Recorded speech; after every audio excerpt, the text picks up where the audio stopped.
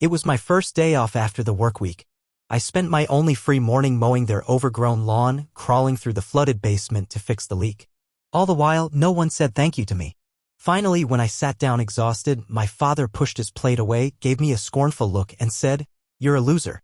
Still sitting on our neck like a useless child. I'm ashamed to call you son, you'll never amount to anything." My mother ducked silently into her phone.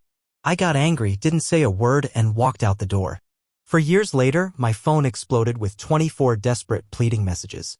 If you'd told me a week ago that I'd be pouring my soul out on Reddit, I would have laughed. "Nah, I'm not that type," I would have said. But here I am, fingers tapping at my keyboard because I just need to get this out. I'm still wound up, my chest is tight, and if I text my friends one more time, they might just block me. So here goes. I guess it all started when I moved back into my parents' house. Not permanently, just a temporary thing while I saved up for my own place. I worked nights at a local warehouse, which meant I was barely home. But when I was around, I tried to help out. I thought it was the decent thing to do. The place was a mess though. Not hoarder-level chaos, but definitely neglected. The lawn was practically a jungle, the grass towering up to my knees.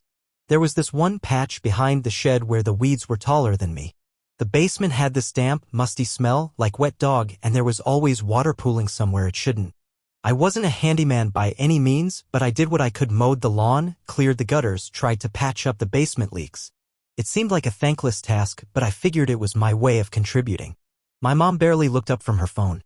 Always scrolling, always lost in some online feed. My dad, Wayne, was a different story.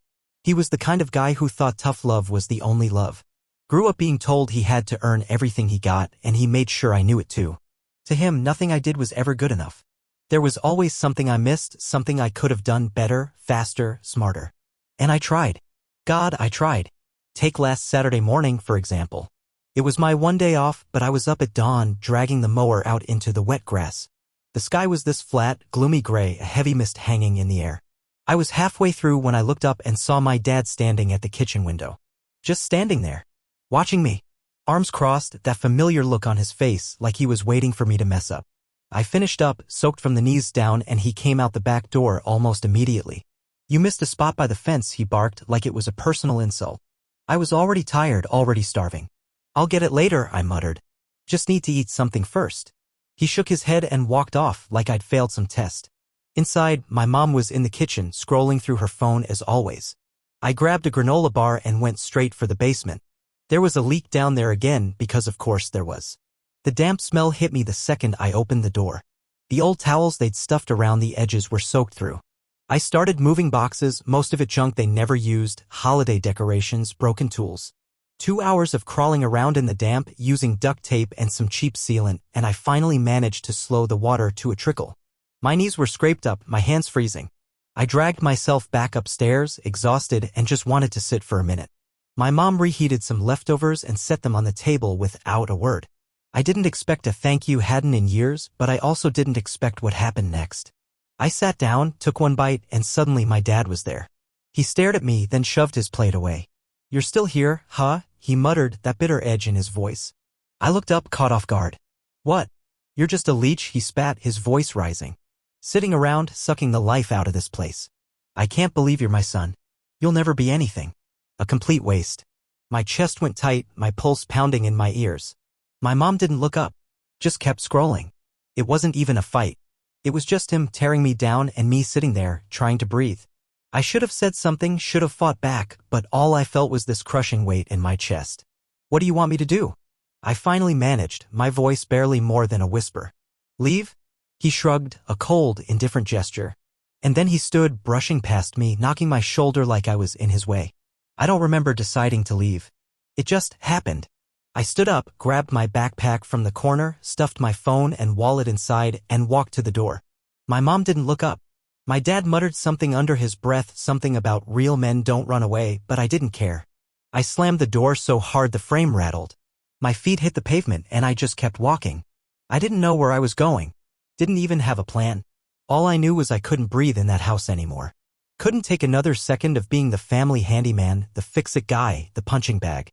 I walked for what felt like miles, the cool morning air biting at my cheeks. Eventually, I pulled out my phone and texted my cousin Samuel. "Can I crash at your place?" I typed, half expecting him to say no. But a minute later, the reply came back, "Sure, man. No problem." Relief washed over me like a wave. I didn't go back. Didn't even bother packing a bag. Just kept walking one step at a time until I reached Samuel's place. I dropped my backpack by the door, and he didn't ask questions. Just nodded and went back to his video game. For the first time in years, I didn't feel like I was walking on eggshells. Didn't feel like I had to prove myself to anyone. I wasn't the family handyman anymore. I wasn't the punching bag. I was just me. But even as I tried to breathe, to settle into this new reality, the anger wouldn't leave. Every time I closed my eyes, I saw my dad's face, that look of disgust, heard his voice calling me a waste.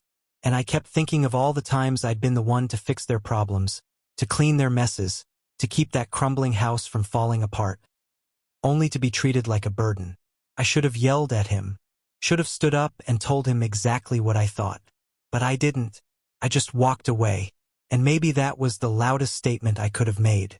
For the first time in my life, I wasn't the one who stayed to clean up. I wasn't the one who tried to make everything better. I was done.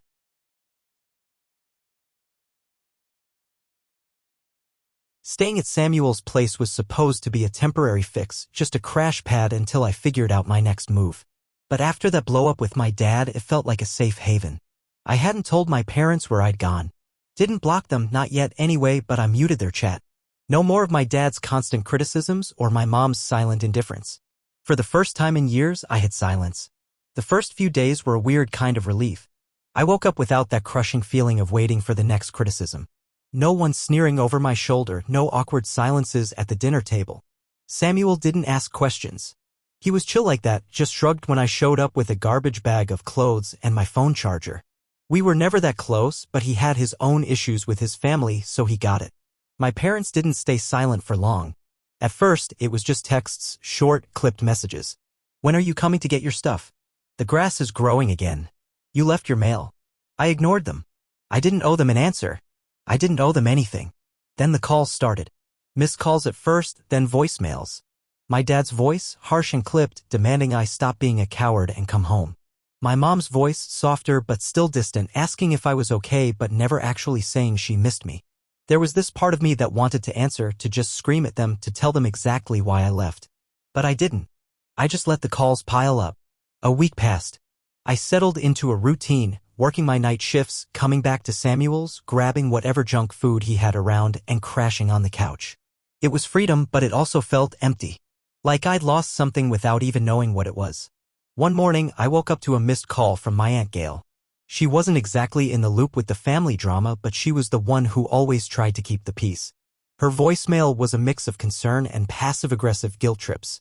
"Your mom says you just stormed out. What happened? I'm not trying to take sides, but you know your dad isn't doing great. You should at least check in." That one hit me harder than I expected. I knew she meant well, but it felt like she was just another voice trying to pull me back, trying to make me the problem solver again. I didn't respond. But her call made me think. There were all these little strings still tying me to that house, the automatic payments I'd set up for the electric bill, the Wi-Fi password I'd picked because my dad could never remember numbers, the plumber's number saved in my phone. It was all this invisible labor I'd been doing for years, and now I wasn't there to handle it. So I started cutting those strings. I logged into the electric company's site, canceled autopay, and switched the account to my dad's name. Changed the Wi-Fi password to something random and didn't tell anyone. Called the plumber and told him to send invoices directly to my dad, not me. Even removed myself from the family calendar app they used to keep track of appointments. Little by little, I erased myself from their life. And the more I disconnected, the more desperate they became. The texts turned into pleas. My mom sent a long, rambling message about how I was being unfair, how I used to be a good son, how I was breaking their hearts. My dad tried a different tactic. He started leaving these angry voicemails, accusing me of abandoning my family and proving I was a failure. I didn't answer any of them. My cousin Samuel saw the way I was ghosting them and just shook his head. "You sure you don't want to just tell them off? Like, once and for all?" "No point," I muttered. "They don't listen." They never did. A couple of weeks passed and the house, the one I used to keep running, started falling apart without me. I heard it from a neighbor first. I bumped into her at the gas station and she looked surprised. "I thought you moved back home," she asked. "Not anymore," I said, trying to keep it casual. Oh, she replied awkwardly. Well, the lawn's a mess again. Your dad tried to mow it, but it looks worse now. And your mom asked my son to help with the Wi-Fi because she couldn't figure it out. I didn't know whether to laugh or be annoyed. They couldn't even maintain basic stuff without me. Then my Aunt Gail called again. Your dad's saying you just left them in the lurch. He's struggling, you know. And your mom, she doesn't know how to handle all this. Then they can figure it out, I replied, trying to keep my voice steady. I did it for them for years. And all I got was grief. Well, family is family, Jed, she sighed like I was some rebellious teenager. You can't just run away. I didn't run, I shot back. I walked away. There's a difference. She didn't get it. Nobody did. To them, I was the bad guy. The ungrateful son who abandoned his struggling parents. They didn't see all the years I spent cleaning up after them, fixing their problems, getting zero thanks. Then my dad tried a new tactic. He started calling my cousin Samuel, trying to get him to convince me to come home. Your dad's freaking out, man, Samuel told me one night, leaning against the kitchen counter. Said the basement's flooding again. They don't have the money for a plumber. I should have felt something, pity maybe. Guilt? But all I felt was this cold, detached calm. Not my problem, I muttered. You really gonna leave them like that? Samuel asked, a hint of judgment in his voice. They left me like that for years, I replied, walking back to the couch. Now they can see what it's like. My phone kept buzzing. My dad sent a long email, practically screaming in all caps. You need to take responsibility. This house doesn't run itself. My mom texted, please just come look at the water heater. I don't know who else to ask. But I knew exactly what would happen if I went back.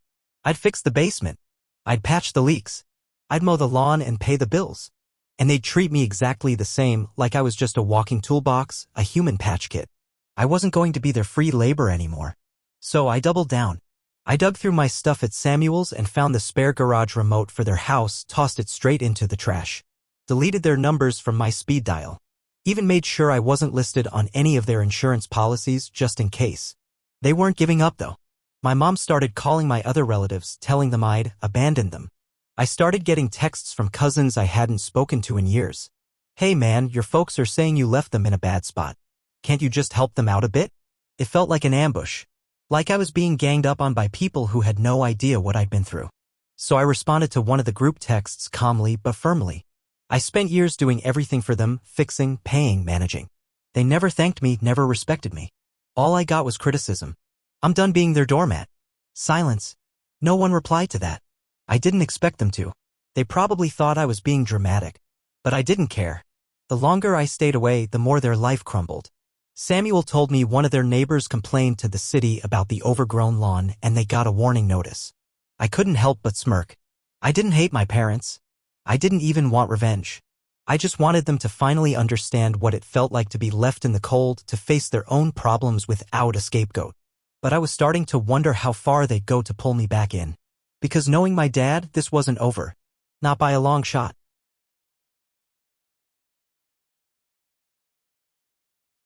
If I thought cutting ties with my parents would bring me peace, I was dead wrong. It didn't take long for them to ramp things up. Desperation has a way of making people act in ways you never expected. The first real sign was a string of texts from my mom. They started off like the usual, please come back. We need your help. The basement is flooding again. But when I didn't answer, they changed. They turned guiltier. I don't understand what we did to deserve this. You used to be such a good son. I barely recognize you anymore. The words stung, but I knew they were just another tactic. I didn't respond. Then my dad got creative. His texts went from angry to outright ridiculous.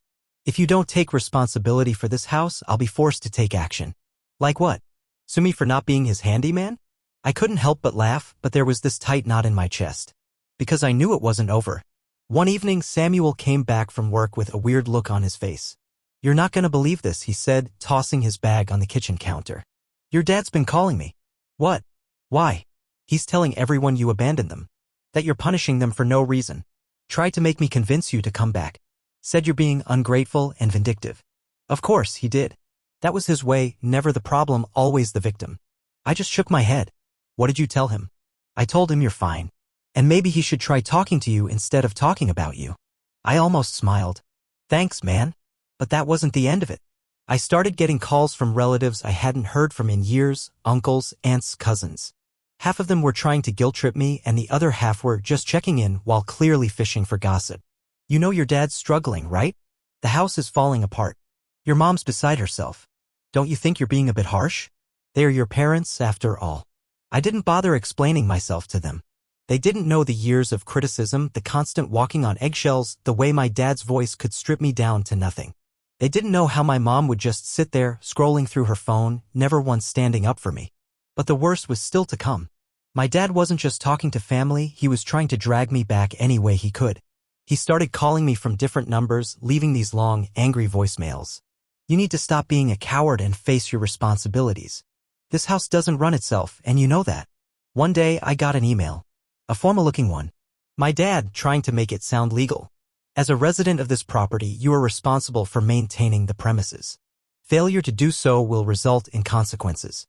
I burst out laughing. Consequences? I didn't even live there anymore. I hadn't for weeks. But it was a bluff, a desperate, pathetic bluff. I replied once, just to make things clear. I am not a resident of that house. I am not on the deed. I am not on any bills. Stop trying to manipulate me. But the more I refused, the more they escalated. My mom started leaving voicemails that went from tearful to angry. How could you do this to us? We're your parents. Family doesn't turn their backs. But family doesn't use you as a servant either. Family doesn't tear you down just because they're unhappy with their own lives. I thought ignoring them would make them stop. But I underestimated their stubbornness. And I underestimated my dad's pride. He wasn't just trying to guilt me into coming back, he was trying to make it look like I was the villain. I found out from my cousin Ruben, another one of my dad's pawns, that my parents were telling everyone I'd gone off the rails, that I'd left them with a disaster, that I was refusing to help while they struggled. According to them, the house was falling apart because of me. I felt that cold anger in my chest again. That familiar rage. They couldn't just let me go. They couldn't just accept that I was done being their fix-it guy. They had to turn me into the bad guy. So I doubled down. I went through everything. I still had access to old emails, utility accounts, repair contacts, and I erased myself. Called the insurance company and made sure I wasn't on the policy. Removed myself from the grocery store rewards card. I even texted the guy who used to plow their driveway in the winter and told him to send invoices directly to them from now on. And then I did something petty. I went into the Wi-Fi settings on their router remotely because, of course, I was the one who set it up and changed the password to something completely random. Let's see them figure that out. A few days later, I got another call from my Aunt Gail. Jed, what's going on? Your dad's saying you changed the Wi-Fi password and now they can't connect their phones.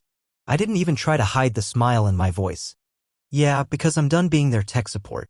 This is childish, Jed. Family is supposed to stick together. Funny.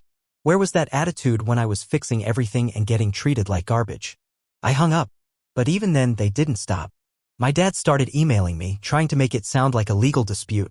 You are in breach of your responsibilities as a resident. He even threatened to seek damages if I didn't come back and take care of the property. I didn't bother replying. What was he going to do? Sue me for not being his free labor? Then the city got involved. A neighbor must have complained about the overgrown lawn and they sent a warning notice. My parents couldn't ignore it anymore. My mom called, her voice shaking. Please, Jed, the city says they'll fine us if we don't fix it. We can't afford that right now. Then mow the lawn, I said, my voice flat. We tried, but your father's back is acting up and Then hire someone. Or ask one of your precious relatives who think I'm the villain. I hung up. But they weren't done. My dad, in a last-ditch effort, sent this mass email to the whole family, me, my aunts, uncles, cousins, spinning this sob story about how I'd abandoned them, how they were struggling because I refused to be a decent son. So I replied. I laid it all out. I told them how I'd spent years fixing that house for free. How I'd mowed the lawn, patched the leaks, paid bills when they couldn't. How every time I tried to help, I got criticism instead of thanks. I told them how I finally had enough. How I wasn't going to be their scapegoat anymore. My dad tried to fire back, calling me disrespectful and saying I was airing dirty laundry. I didn't even reply. But that wasn't the worst of it. The worst came when I found out that my dad tried to blame me for the city's warning. Told the city I was the one responsible for maintaining the property. They didn't care, obviously, it was his house. But it showed me just how low he'd go. I wasn't angry anymore. Not in the same way. I was just done. Done with the guilt trips. Done with the manipulation. Done being their fallback option. I told Samuel everything and he just shook his head. They're trying to pull you back in, man. Don't fall for it. I won't, I promised. But I wasn't sure if I was convincing him or myself. Because as much as I told myself I was done, there was still this tiny, stupid part of me that wondered if I was doing the right thing.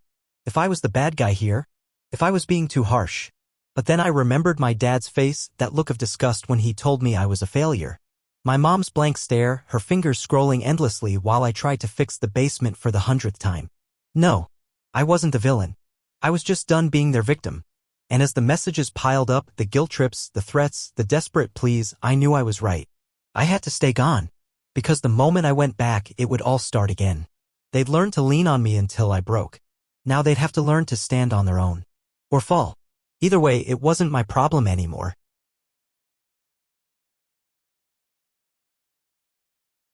I thought I was done with them. I thought I'd severed every tie, burned every bridge, and walked away for good. But life has this sick way of bringing things full circle. It was about 4 years later. 4 years of quiet, of peace, of building something for myself. I had a decent job, my own place, a small one-bedroom apartment that I actually liked. It wasn't much, but it was mine.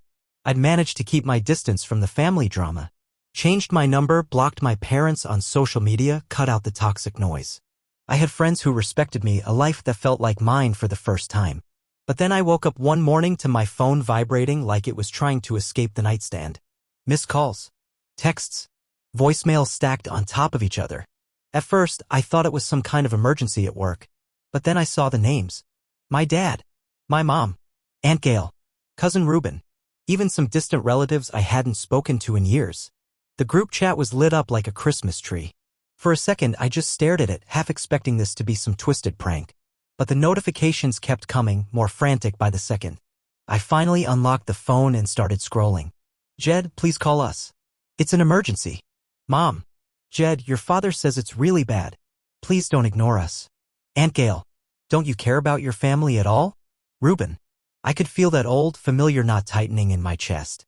My dad had sent a wall of text, some long-winded rant about how I needed to step up and be a man, how I was abandoning my duty as a son. But buried in the middle of his rant was one line that caught my eye. The house is being foreclosed. Foreclosed.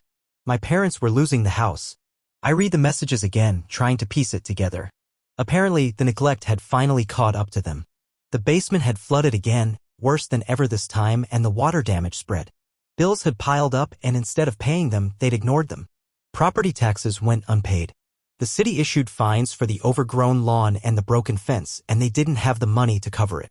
They were drowning, and they were desperate. And now, when everything was collapsing, they'd finally decided to remember I existed. I got a voicemail from my mom, her voice shaking. Jed, please. We don't know what to do. We can't lose the house. We need you. Another from my dad, just heavy breathing at first, then this gruff muttering. Jed, we need to talk. You can't just abandon your family like this. But I could. I had. The messages kept coming, guilt, anger, desperation. My dad's final text was almost pathetic. If you don't help, it'll be on your conscience. This is your family. This is your home. My home? The same home where I'd been called a failure, a burden? The same home where I'd spent years fixing their messes only to be treated like a servant? They didn't want me. They wanted a lifeline. They wanted someone to swoop in, fix everything, and then fade into the background until they needed me again. Not this time. I didn't answer. Didn't even bother reading the rest of their frantic texts. Instead, I saved them all, took screenshots just in case. Then I blocked their numbers again. Deleted the family group chat. But it wasn't over. A few days later, I got a call at work from a number I didn't recognize. I hesitated, but I picked up. A woman's voice, tight and formal. Is this Jed Carter? Yes. This is Sharon Porter with Holloway and Associates. I'm calling on behalf of your parents, Wayne and Lisa Carter. They've indicated that you're a point of contact regarding the property at 241 Maple Drive. I felt my pulse quicken. I'm not involved with that property. I haven't lived there in years. Understood, but your parents have informed us that you may be able to assist with resolving the outstanding debts associated with the property. Of course they had. I almost laughed. I'm not responsible for their debts. I have nothing to do with that house. You can tell them that. There was a brief pause. I'll make a note of that. Thank you for your time.